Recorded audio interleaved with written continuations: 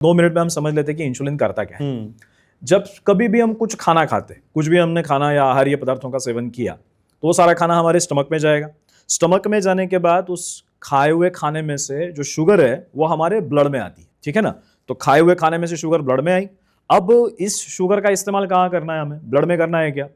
तो ब्लड तो हमारी पाइपलाइन है, ब्लड हमारे रोडवेज है समझो। तो ब्लड हमारे रोडवेज है और वहां पर शुगर की आवश्यकता नहीं है। शुगर की आवश्यकता कहाँ है? मसल्स के अंदर। ओके।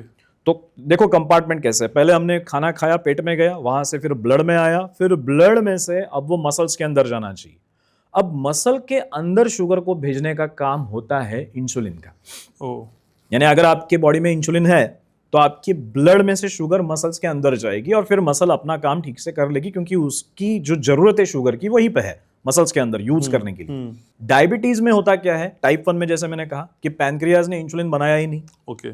तो फिर इंसुलिन ही नहीं है तो शुगर को मसल के अंदर कौन लेके जाएगा, इसलिए वो पेशेंट बेचारे 400-500 तक शुगर चली जाती है।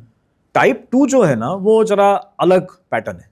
टाइप 2 में क्या होता है, बॉडी में इंसुलिन बहुत बन रहा है, लेकिन इंसुलिन जिन दरवाजों पर जाकर काम करके उन दरवाजों को खोलकर शक्कर को मसल के अंदर भेजने वाला है ना, उन दरवाजों के ऊपर चर्बी की परत जम जाती है। यानी उन दरवाजों के ऊपर अगर चर्बी का लेयर बन गया तो ये इंसुलिन वहां पे घुस ही नहीं सकता, अंदर ही नहीं जा सकता और दरवाजे खोल ही नहीं सकता।